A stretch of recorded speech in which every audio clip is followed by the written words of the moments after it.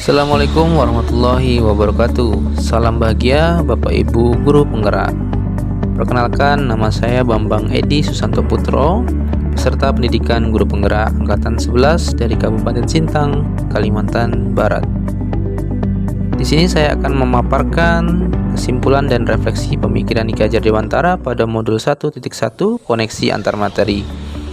Menurut Ki Hajar Dewantara, pendidikan dan pengajaran bukan sekedar proses mentransfer pengetahuan, tapi lebih dari itu, pendidikan dan pengajaran adalah upaya untuk memerdekakan manusia dalam segala aspek kehidupannya, baik fisik, mental, jasmani maupun rohani. Menurut Ki Hajar Dewantara, pendidikan dan pengajaran itu adalah sesuatu yang berbeda. Pengajaran merupakan proses pendidikan dalam memberi ilmu untuk kecakapan hidup anak secara lahir dan batin. Sedangkan pendidikan adalah memberi tuntunan terhadap segala kekuatan kodrat yang dimiliki anak agar mampu mencapai keselamatan dan kebahagiaan setinggi-tingginya.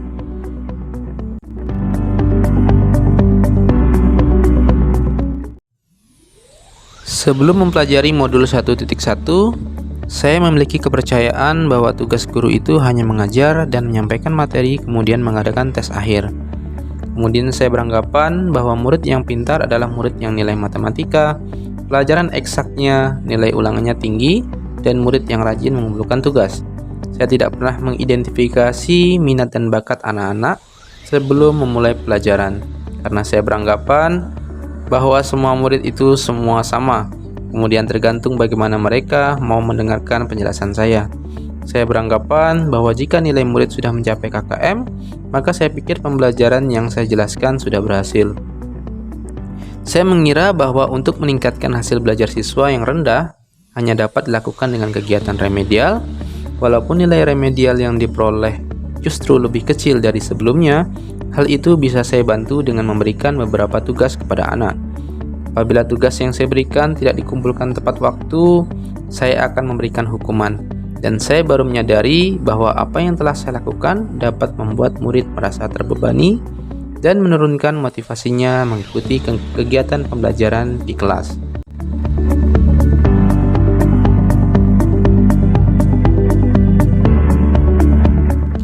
Setelah saya mempelajari modul 1.1, saya baru memahami filosofi pendidikan Ki Hajar Dewantara, di mana menurut beliau bahwa tujuan pendidikan yaitu menuntun segala kodrat yang ada pada anak agar mereka dapat mencapai keselamatan dan kebahagiaan yang setinggi-tingginya, baik sebagai manusia maupun sebagai anggota masyarakat. Oleh karena itu, pendidik hanya dapat menuntun tumbuh atau hidupnya kekuatan kodrat yang ada pada anak agar dapat memperbaiki lakunya, bukan dasarnya. Ki Hajar Dewantara mengilustrasikan bahwa guru itu adalah seorang petani, yang mana murid diilustrasikan sebagai bibit atau tanaman. Nah, di sini petani tidak dapat merubah tanaman yang ia tanam menjadi tanaman lain. Namun, petani dapat membuat tanaman tersebut tumbuh subur dan berbuah lebat dengan memberikan nutrisi berupa pupuk, menyirami, menyiangi, dan lain sebagainya. Semua anak memiliki keunikannya masing-masing. Proses pembelajaran yang dapat mengakomodir kebutuhan belajar murid akan menciptakan pembelajaran yang lebih bermakna.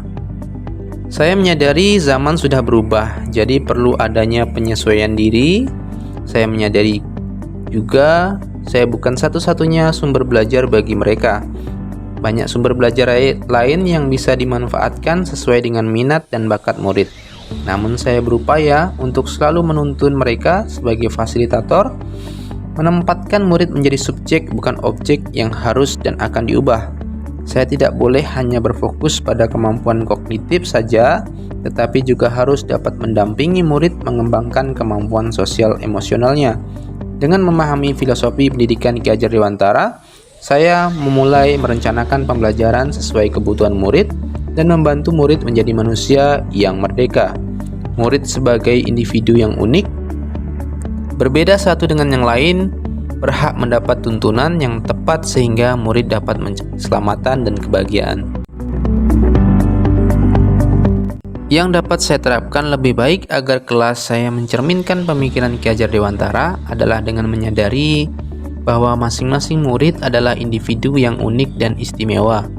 Mereka memiliki potensi, bakat, minat, dan karakter yang berbeda. Untuk itu, saya harus mampu mengenali keunikan tersebut sebelum melaksanakan proses pembelajaran di kelas. Pembelajaran yang saya lakukan di kelas harus berpihak pada murid dengan menempatkan mereka sebagai subjek, menciptakan pembelajaran yang menyenangkan melalui pemilihan media pembelajaran yang bervariasi, serta selalu menanamkan nilai-nilai budi pekerti pada setiap kegiatan pembelajaran sehingga nantinya mereka tidak hanya cakap secara intelektual, tapi juga cakap secara sosial emosional. Saya harus mampu menjadikan diri saya sebagai teladan dalam penanaman nilai karakter, baik dalam bersikap sopan dan santun, murah senyum, bertutur sapa dalam keseharian. Dengan menjadi guru yang berkarakter baik, murid akan meniru sehingga dapat menjadi murid yang berkarakter lebih baik lagi. Saya harus menjadi guru yang lebih sabar dan ikhlas dalam mendampingi murid. Tidak memberikan teguran sanksi yang keras, namun berupaya mengamongi murid agar menumbuh rasa nyaman, bukan rasa takut. Karena guru yang baik adalah guru yang disenangi, dihormati, dan disegani, bukan guru yang ditakuti. Nah, berikut contoh pembelajaran Teacher Center yang saya lakukan sebelum mempelajari modul 1.1. Bahwasanya guru hanya menjadi pusat pembelajaran dan siswa hanya duduk dan mendengarkan. Dan selanjutnya di sini adalah contoh pembelajaran Study Center, di mana pembelajaran yang berpusat pada peserta didik. Di sini peserta didik dituntut untuk lebih aktif dalam pembelajaran.